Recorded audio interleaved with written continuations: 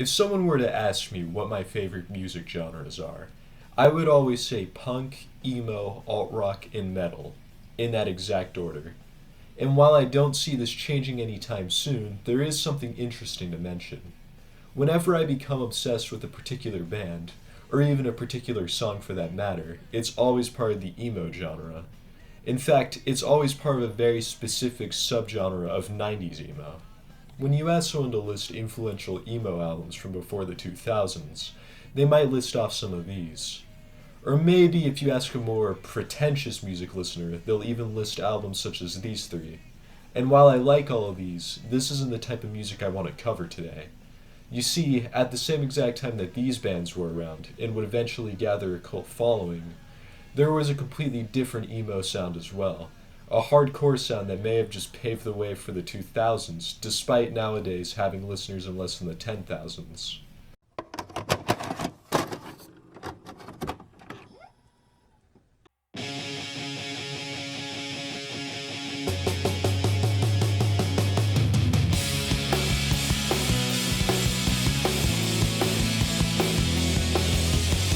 Okay, before talking about anything else, I'm gonna list the names of some of these bands now. First and foremost for anyone who wants to listen, and also because it'll be important later. Some of them include By a Thread, Grade, Small Brown Bike, Far Side, and Ashes. Now actually describing the sound of these bands, well, even the genre they fall into gets kind of fuzzy.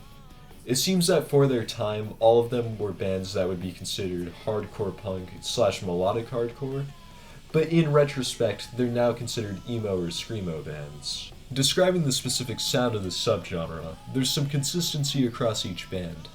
The guitars always have a more metal-sounding tone, the clean vocals are the definition of emo, and if the band has screaming, the sound is a mix of metal and hardcore punk. As for the drumming, well, it sounds very punk, but with a slower rhythm than traditional punk music. Somehow, though, this combination of sounds has me hooked, and I'm able to listen to even just a few of these songs over and over again. Now, before I move on to what is actually the most in-depth part of this video, I should mention something. When I first started researching for this video, it had a very negative feeling to it. I was going to spend a lot of time complaining about the low amounts of Spotify listeners that these bands have, complaining that not many people know of the music. It was basically going to be a, oh, this is underrated jerk-off session. But in my research, I've discovered something that is huge in my opinion, and I'm going to get into it right now. I've always considered this subgenre of music to be fairly similar to the hardcore / screamo bands of the 2000s. While a few of the bands that I used as an example near the beginning of this video were more resemblant of the pop-punk or emo-pop music of the 2000s. You see, though, how influential these bands actually were to the music industry has been up for debate, mainly because the obscurity makes it so there's less reliable coverage. For example, though, I saw a Reddit user say that without the band Grade, the band Silverstein wouldn't exist. However, when I tried to confirm this, I came across sort of mixed results. For example, Grade isn't even listed as an influence on Silverstein's Wikipedia page, but at the same time, both bands are from the same exact town in Canada, and the singer from Grade was featured on a song from Silverstein's debut album, so the bands clearly have connection to each other. I did eventually find an interview from 2006 where Silverstein confirmed that Grade was the reason they wanted to start a band. So I guess we solved that one. The thing is though, while I was researching for that, I uncovered something that I think is 10 times more interesting.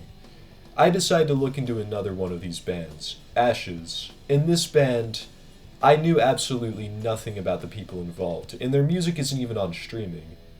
It turns out though, their guitarist Brian McTernan became a pretty well-known producer, even producing for much more popular emo bands such as Circa Survive and Thrice.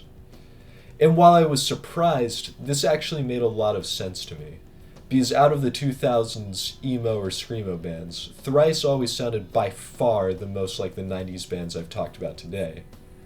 In fact, following this discovery, I found his Instagram and I left a comment on one of his posts. Yeah, he probably thought I was weird for that. Anyway, following this, I decided to see what else I could find, and it didn't take long.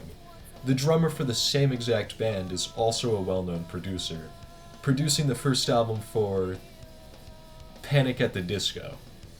The drummer for this band that isn't even on streaming produced the debut album of an absolutely massive band, and I had no idea this entire time. So I thought, okay, well, let's try to move on to a different band, Farside.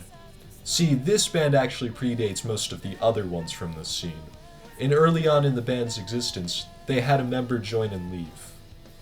He left Farside to be the lead singer of a small band called Rage Against the Machine. Once again, let that sink in. Zach De La Rocha left the band that now has 9,000 Spotify listeners for the band Rage Against the Machine with over 10 million. I think he might have made a bit of a mistake. And of course, there's another person we can't forget about, Charles Moniz, the man who started his music career with the band Grade, and then following the dissolution went on to join Avril Lavigne's touring band, and later on, work with Bruno Mars. We've exited the emo scene, even the emo pop scene, and now we're straight up into just the biggest music in the world. So, having a sort of motivational message on this channel might seem insanely strange, but I think it fits well here. What I want to say is, despite the fact that all of these bands talked about are underrated, underappreciated, understreamed, obscure, however you may want to describe it, many of the people involved became moderately to incredibly successful in the music industry. And not only that, they started with these amazing bands that faded into obscurity. And I honestly think there's a lesson we can all take away from this. As creators, if your first project doesn't work out, don't give up just from that.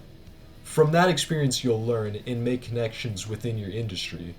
But even more importantly, don't remove or be ashamed of your first project, because some random guy on the internet might love it and make a video about it someday. Alright, that's all. Thanks for watching, everyone.